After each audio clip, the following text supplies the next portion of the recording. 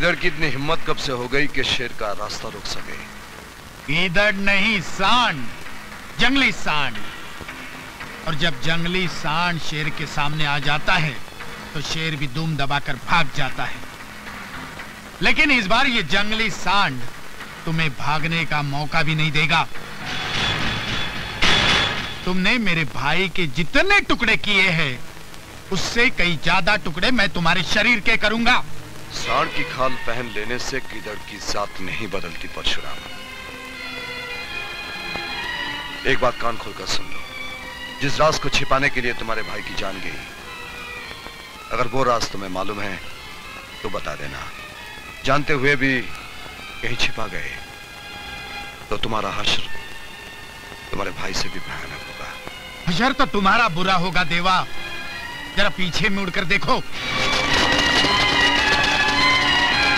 देवा ने कभी पीछे मुड़कर देखना सीखा ही नहीं। मैं अपने दुश्मन की चाल का नक्शा हाथ में लेकर घूमता हूं।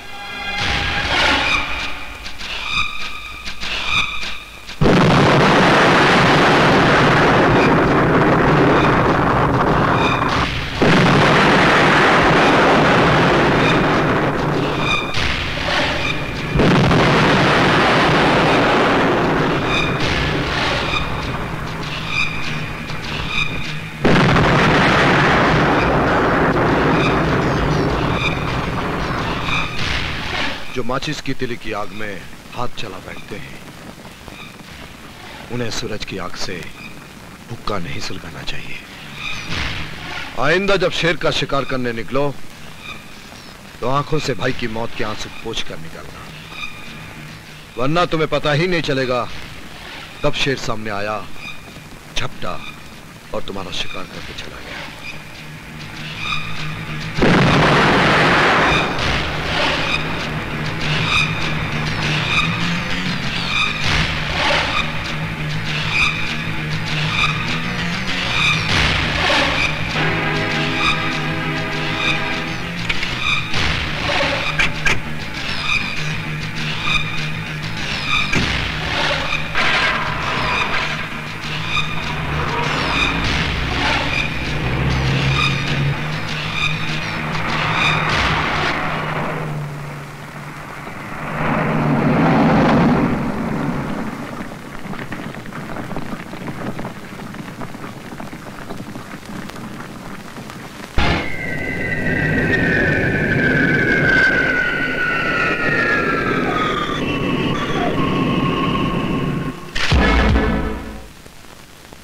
ऑफिसर्स, मुझे माफिया डॉन देवा के खिलाफ दर्ज किए बिहार नए पुराने बड़े छोटे केस की फाइल चाहिए।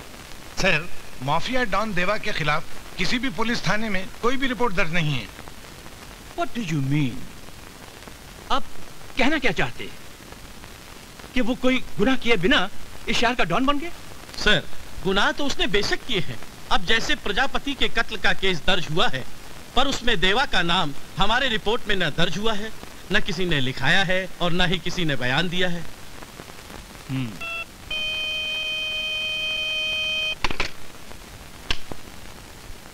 यस सर, आपसे एसपी पाटिल मिलना चाहते हैं। हाँ ठीक है, उन्हें अंदर भेज दो। Officers, you may go now.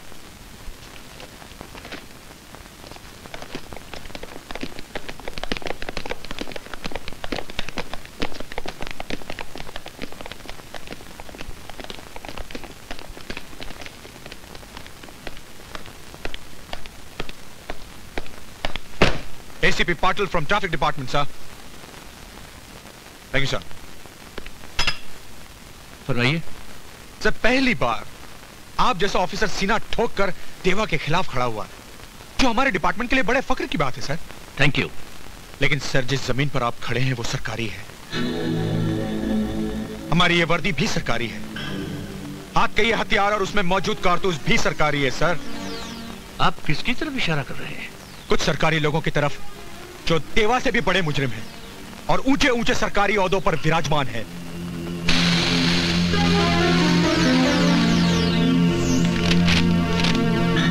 हकीकत जानने के लिए आपको देवा के पहले गुनाह की फाइल खोलनी पड़ेगी सर, लेकिन जरा सावधानी से।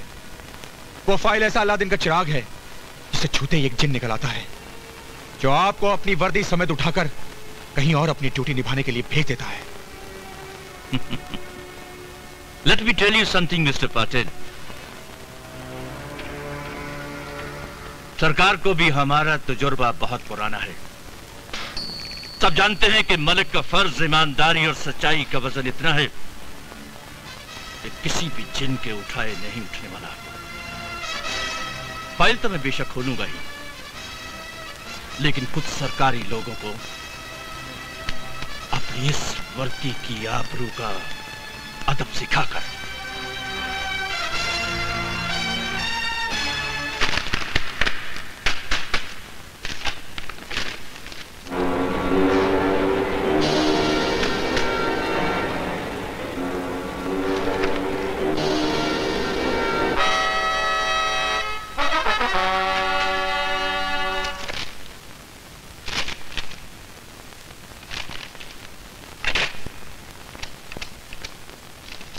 हाँ इंस्पेक्टर राणे, पता लगाओ कि आज से करीबन 18 साल पहले बॉम्बे पूना हाईवे पर एक पोल्ट्री फार्म हुआ करता था।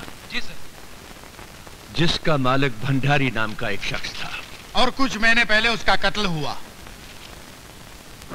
ये क्या गड़े मुर्दे उखाड़ रहे हो कमिश्नर? 18 दिन हो गए मेरे भाई का कत्ल हुए और आप 18 साल पहले की फाइल खोज रहे हो। जिस शहर में जिंदा आदमी गवाही देने से इनकार करते हैं, वहां मुर्दों के बयान से ही छानबीन करनी पड़ेगी। छानबीन? छानबीन की जरूरत क्या है, जबकि आप खुद चश्मदीद गवाह हैं? गिरफ्तार क्यों नहीं करते? अपनी गवाही के दम पर अगर मैं उसे गिरफ्तार कर भी लूं, तो कल कातिल छूट जाएगा, क्योंकि कोर्ट पुलिस वालों की गवाही मंजूर नहीं करती है। कोर्ट कचहरी बाद में देख लेंगे, पहले तुम मेरे भाई के कातिल देवा को गिरफ्तार करो। जिस यकीन से आप देवा को अपने भाई का कातिल ठहरा रहे हैं, आई फेल टू अंडरस्टैंड, उसी यकीन से आपने उसके खिलाफ नामजद रिपोर्ट क्यों नहीं लिखवाई?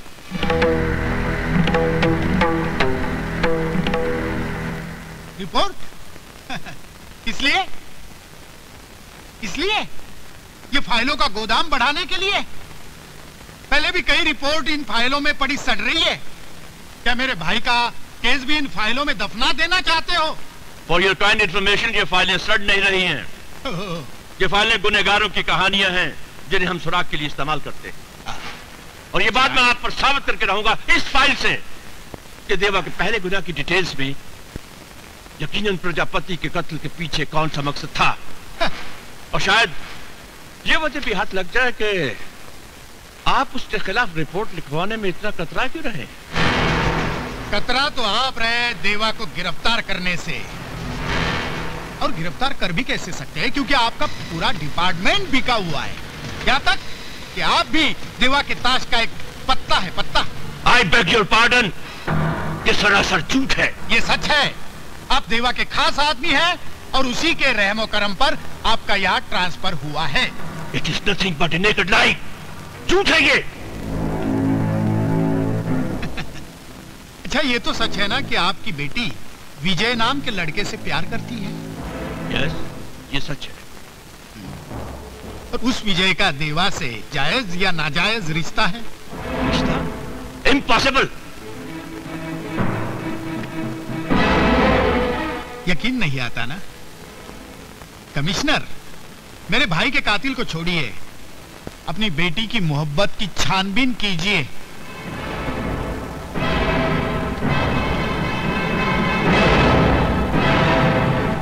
प्रिंसिपल साहब, विजय का देवा से जायज या नाजायज क्या रिश्ता है?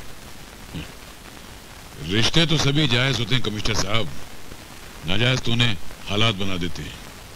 अपने इस फलसफे में आप खामखा पाप ढकने की कोशिश कर रहे हैं। साफ साफ क्यों नहीं कहते कि विजय देवा की नाजायज औलाद है? I beg your pardon.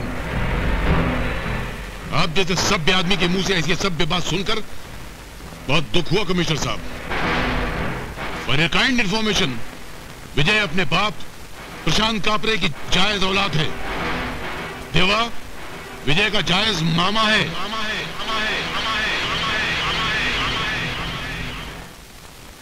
ये अचानक आपको विजय में क्या बुराई नजर आ गई? आपको वो पसंद था ना डैडी? उसकी अच्छाइयां जब तुमने गिनवाई थी तो ये खासियत बताना भूल गई थी कि वो इस शहर के डॉन देवा का भांजा है। डैडी, डैडी विजय ने ये रिश्ता अपनी मर्जी से तो नहीं चुना। इसमें विजय का कोई दोष नहीं है। तो फिर इसमें कसूर तुम्हारा है कि तुम कमिश्नर ऑफ पुलिस मलिक की बेटी हो, और ये तुम अच्छी तरह से जानती हो कि ये कमिश्नर यानी तुम्हारा बाप अपने फर्ज पे सब कुछ कुर्बान कर सकता है, यहां तक कि अपनी बेटी को भी।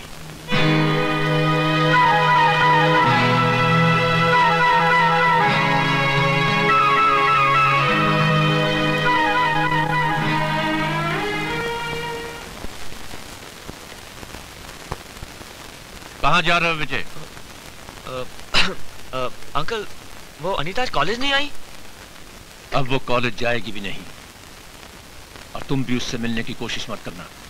मगर अंकल क्यों? इस क्यों का जवाब तुम्हें देवा से मिलेगा। देवा का मेरी दुनिया से कोई ताल्लुक नहीं है अंकल। मामा है वो तुम्हारा।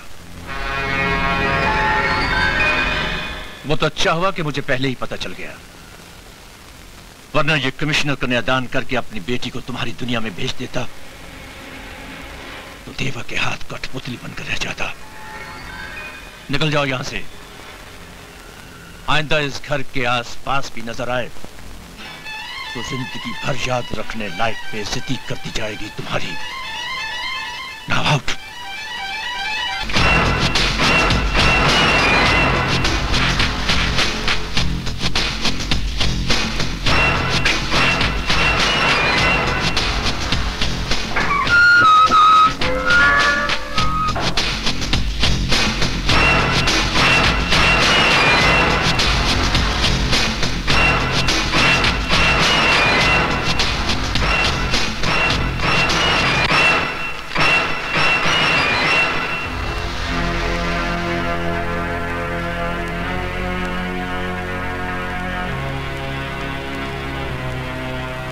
तुम्हारी वर्दी का असर जब शहर और शहर की सड़कों पर ना चला तो अब अपना जोर घर के अंदर अपनी बेटी पर आजमाने लगे। हाँ, वर्दी का असर तो तुम्हें एक दिन बेशक देखना ही पड़ेगा देवा, लेकिन विजय जब तक तुम्हारे खानदान की औलाद कहलाएगा अनीता का नाम उसके साथ नहीं छोड़ा जाएगा। विजय और अनीता जब तक एक दूसरे से प्यार करते हैं, पुलिस डिपार्टमेंट का एक आदत कमिश्नर तो क्या, पूरे मुल्क की पुलिस फोर्स भी उन्हें जुदा करना चाहे तो देवा उन्हें जुदा होने नहीं देगा। इसे मेरी सलाह मानकर अपना फैसला बदल दो कमिश्नर। कहीं ये सलाह देवा की ललकार बन गई तो तुम्हारे लिए बहुत मुश्किल हो जाएगा commissioner. How dare you say that to me? You! मैं आपके हाथ जोड़ता हूं, मेरी जिंदगी में दखल देना बंद कीजिए। मेरे और अनीता के प्यार को जो भी भुगतना है हम भोग लेंगे, पर अपने गुनाह का रंग मिलाकर हमारे पाक प्यार को बदरंग मत कीजिए। आपकी हैवानियत मेरे बाप को तो निगल ही चुकी है, और मेरी माँ आपकी बहन होने का जुर्माना अपनी मौत तक देती रहेगी। तेरी माँ ने मेरी बहन होने का जुर्माना दिया है ना, तो यह भी सुन कि उसके भाई ने अपने जिस्म को काटकर जिंदगी की किश्त कैसे भरी है। आज वो हकीकत उसके भाई से तुझे सुननी पड़ेगी। चल।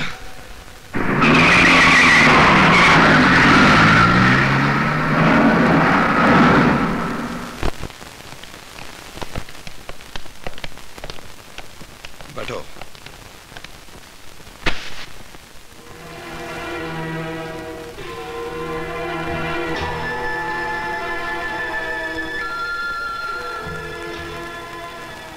तुम्हारे बाप का कत्ल मेरे हाथों जरूर हुआ था, लेकिन मैं ये नहीं जानता था कि वो तुम्हारा बाप है।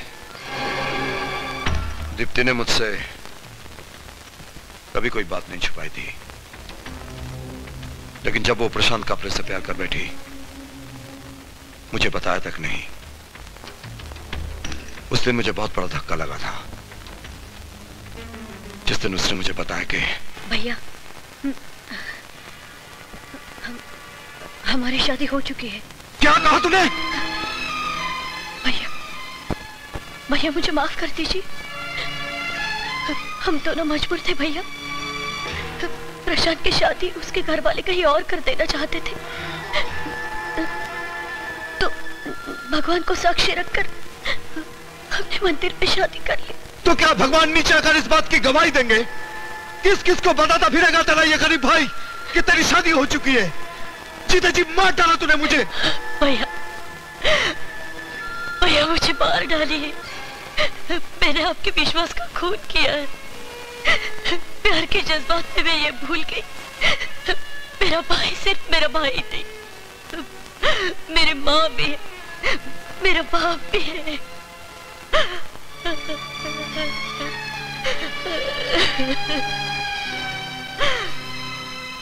दुनिया वालों की नजरों में तू अभी तक कुमारी है।